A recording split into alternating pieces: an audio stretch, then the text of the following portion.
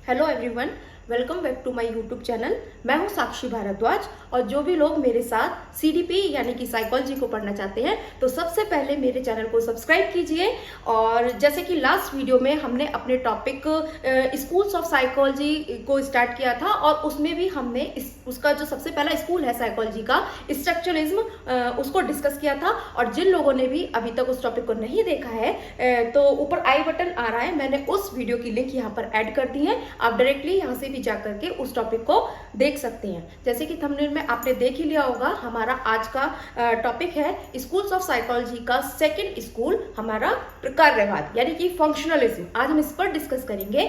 But हम अपने इस टॉपिक को स्टार्ट करने से पहले ये बता देना चाहते हैं कि ये जो टॉपिक है हमारा टीचिंग के मोस्टली एग्जाम्स में ये आपसे पूछा ही जाता है। लाइक आपका CTET, UPTET, KVS, UPPGT, UPTGT, DSSB, GIC, इन सब के लिए आज का ये जो वीडियो है हमारा बहुत ही इंपॉर्टेंट होने वाला है। तो बिना देरी करते हुए हम अपना आज का ये जो टॉपिक है उसको स्टार्ट करते हैं।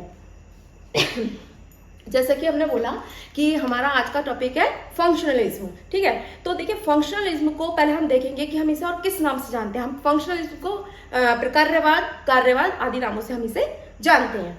अब हम इसमें ये देखेंगे कि इसकी स्थापना किसने की थी। ये जो आपका फंक्शनलिज्म जो स्कूल है, इसकी स्थापना किसने की थी? तो इसकी स्थापना आपके अमेरिका के विलियम जेम्स जो थे, उन्होंने अनौपचारिक रूप से जब उन्होंने अपनी बुक लिखी थी विलियम जेम्स जो थे, जब उन्होंने 1890 में अपनी बुक्स लिखी थी प्रिंसिपल्स ऑफ साइकोलॉजी, उस टाइम पर विलियम जेम्स ने प्रकारवाद की अनौपचारिक ढंग से इसकी स्थापना की थी, ठीक है। ये तो इन्होंने अनौपचारिक ढंग से की थी, लेकिन इसकी स्थापना जो ऑफिशियल तरीके से जो की थी, मतलब कि औपचारिक ढंग से जो की थी, वो की थी 3 लोगों ने। सबसे पहले आते हैं उसमें हमारे जॉन डीवी, ठीक है। सेकेंड हमारे जेम्स एंजल और तीसरे आते हैं आपके हार्वे कार। तो इन लोगों ने की थी इसकी स्थापना औपचारिक रूप से।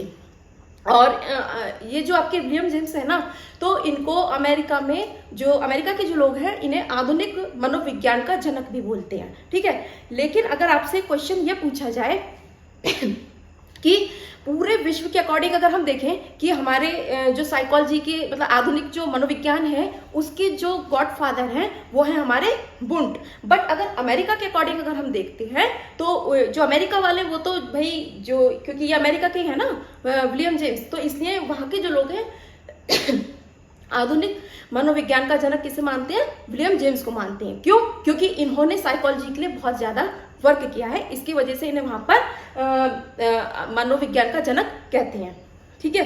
तो यहाँ तक तो हमारी रहती है वाली बात।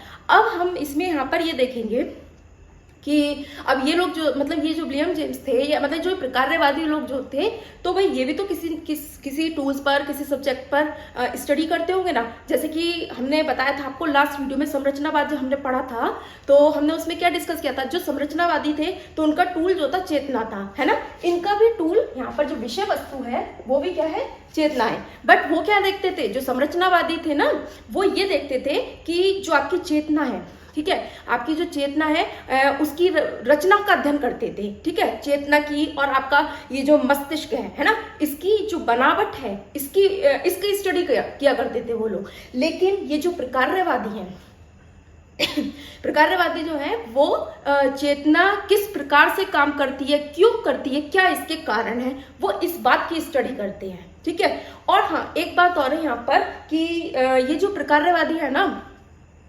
वो चेतना की कार्यात्मक उपयोगिता पर भी बल देते हैं। कार्यात्मक उपयोगिता किसकी पे बल देते हैं? चेतना की, ठीक है। देखिए इसमें जैसे अगर मैं बताऊं आपको यहाँ पर, जैसे आपने वो पढ़ा था, क्या बोलते हैं, आपने मैथ्स में आपने पढ़ा होगा साइन थीटा कॉस थीटा, ठीक है। तो आप ये बताओ कि कभी भी साइन थीटा या कॉस थीटा का आपने अपने लाइफ में मतलब स्कूल के अलावा कभी यूज किया है? नहीं किया ना भाई, मैंने तो नहीं किया। अगर जिन लोगों ने किया है तो कमेंट बॉक्स में मुझे जरूर बताएं, ठीक है। तो वो ये लोग बोलते थे ना, जैसे कि ये चेतना की कार्यात्मक उपयोगिता की बात करते हैं, है ना। तो यानी कि यहाँ पर ये है कि जो चीज बच्चों को पढ़ाई जा रही है, ठीक है, वो उसके जो डेली बेसिस पे जो काम करता है, मतलब उसके जीवन में उसके वो काम आए, है ना। तो ये उस चीज की बात करते हैं। ये मानसिक जो प्रक्रियाएं होती हैं, ये उनकी बनावट पर नहीं, कि मानसिक जो प्रक्रियाएं वो किस तरीके से आपकी क्रियाएं करती हैं। हम कोई भी काम करते हैं अपनी लाइफ में, तो हमारा जो ये मस्तिष्क है, ठीक है, ये तो काम करता ही है ना, तभी तो आप अच्छे से कोई काम कर सकते हो। तो अगर एक बार बताओ, अगर मतलब बच्चे को अगर ये सिखा दिया जाए कि आपको बाहर लोगों के साथ या घर में लोगों के साथ किस तरीके से उनके साथ बिहेव करना है, किस तरीके से उनके साथ ट्रीट करना है ना, तो वो तो आपका पूरे लाइफ आपको काम में आएगा। बट ये साइन थीटा कॉस थीटा का यूज आपने कभी किया है? नहीं किया है ना। अब एक बार बताओ, जैसे 3rd या 4th क्लास के बच्चे को, ठीक है, 3rd या 4th क्लास के बच्चे को आप जैसे टेबल सिखाते हो, टेबल सिखाया है आपने, प्लस माइनस ये सारी चीजें आपने उन्हें सिखा दी, ठीक है, तो वो उसका यूज केवल स्कूल में करेगा? नहीं करता। मतलब स्कूल के अलावा वो अपने जैसे घर परिवार में भी कर सकता है ना। जैसे मान लो आपके घर पे कोई गेस्ट आए हैं, ठीक है, कोई बच्चा है छोटा सा 4th 5th क्लास का, ठीक है, तो आप उससे ये पूछ सकते हो ना कि मतलब बाहर जाके देखो कितने लोग हैं, है ना, तो वो गिन के बता देगा इतने लोग हैं। जैसे मम्मी को चाय वगैरह बनानी है तो इस तरीके से भेजते हैं ना। आप लोगों के घर में भी गेस्ट आते होंगे सबके, तो इस तरीके से जैसे पूछते हैं कि कितने लोग हैं करके, तो चाय बनानी है तो वो काउंट कर सकता है। या मान लो आपकी मम्मी आपसे पूछे कि भाई फ्रिज में कितने आम बचे हैं, है ना, या कितनी बोतल खाली है वो बता दो, है ना, ताकि वो उसको भर सके या उस बच्चे से भरवा सके। तो इसलिए उन्होंने यहाँ पर ये बताया, ये इसके फंक्शंस की बात करते हैं, चेतना के, ठीक है। और वो ये चीज बताते हैं कि क्योंकि ये जो लोग थे ना, ये कार्य और कारण के पीछे ही पड़े रहे, मतलब पूरी लाइफ, अगर आप कहते हैं तो पूरी लाइफ। अगर आप लोगों को मेरा पढ़ाने का तरीका अच्छा लग रहा है, समझ में आ रहा है, तो मेरे चैनल को सब्सक्राइब जरूर कीजिए और मेरी वीडियो को लाइक और शेयर कीजिए। हाँ, और बेल आइकन को प्रेस करना बिल्कुल ना भूलें, और ताकि अगर मैं जो भी वीडियो जैसे डालूं तो उसका नोटिफिकेशन आपके पास सबसे पहले आपके पास पहुंचे और आपकी जो तैयारी है उसमें कोई भी विघ्न ना पड़े, ठीक है। तो अब हम अपना फिर से टॉपिक पे आते हैं। तो हम कहाँ पर थे? हाँ, तो इन्होंने यहाँ पर ये जो प्रकारवादी थे ना, ये फंक्शंस के पीछे पड़े रहते थे, है ना। कारण और मतलब कार्य और कारण के पीछे पड़े रहते थे कि कोई काम है ना तो वो क्यों हो रहा है, उसके पीछे का रीजन जानते थे। अब एक बार बताओ, आप ये जो CDP जो पढ़ रहे हो, है ना, तो आप जैसे ये जो मेरी वीडियो देख रहे हैं जो भी लोग है ना, तो वो क्यों पढ़ रहे हो? आप इसीलिए पढ़ रहे हो ना क्योंकि आपकी CTET के एग्जाम में पूछी जाती है, यही तो रीजन है। क्योंकि उसके पीछे आपको कारण, यहाँ पे मैंने पूछा था कि कारण के पीछे पड़े थे ये, और क्यों कोई चीज आप कर रहे हो, क्या रीजन है ना। और आप जब तक CTET इसलिए कर रहे हो क्योंकि अगर आप जब आपकी आगे जो वैकेंसी निकलेंगी, चाहे वो आपके DET+V में निकलते हैं या सुपर टेट, तो आप उसके लिए क्या हो जाएंगे, एलिजिबल हो जाएंगे, है ना। तो इसी वजह से तो आप CTET कर रहे हो, क्योंकि अगर आपने CTET ही क्लियर नहीं किया तो आप आगे के उसमें एग्जाम में नहीं बैठ सकते ना। तो इसलिए यहाँ पर इनका यही था कि ये लोग किसके पीछे पड़े रहते थे? फंक्शंस के पीछे पड़े रहते थे, कारण और कार्य के पीछे पड़े रहते थे। कौन? प्रकारवादी, ठीक है। एक बार से फिर से हम देख लेते हैं जो भी अभी हमने डिस्कस किया है। देखिए, आज हमने अपना जो साइकोलॉजी का जो सेकंड स्कूल है, फंक्शनलिज्म यानी कि प्रकारवाद, ठीक है, इस पर हम डिस्कस कर रहे हैं, जैसे मैंने बताया। तो सबसे पहले आप यहाँ पर ये देखेंगे कि ये जो क्या कहते हैं, विलियम जेम्स जो थे ना, तो इन्होंने अनौपचारिक रूप से प्रकारवाद की स्थापना की थी। कब की थी? जब इन्होंने अपनी जो बुक थी प्रिंसिपल्स ऑफ साइकोलॉजी। बहुत ही इंपॉर्टेंट क्वेश्चन है आपका यहाँ पर, क्योंकि जब बुक्स वगैरह आपसे यहाँ पर पूछ ली जाती हैं, है ना, तो एक क्वेश्चन आपका ये बन गया यहाँ पर कि प्रिंसिपल ऑफ साइकोलॉजी किसकी बुक है? किसकी है? विलियम जेम्स की, ठीक है। और इन्होंने कब लिखी थी ये सन वैसे कम पूछते हैं, वैसे अगर कभी पूछ ली, इस वजह से कभी पूछ भी ले, इसलिए यहाँ पर बता दे रही हूँ। ये लिखी थी इन्होंने 1890 में लिखी थी, ठीक है।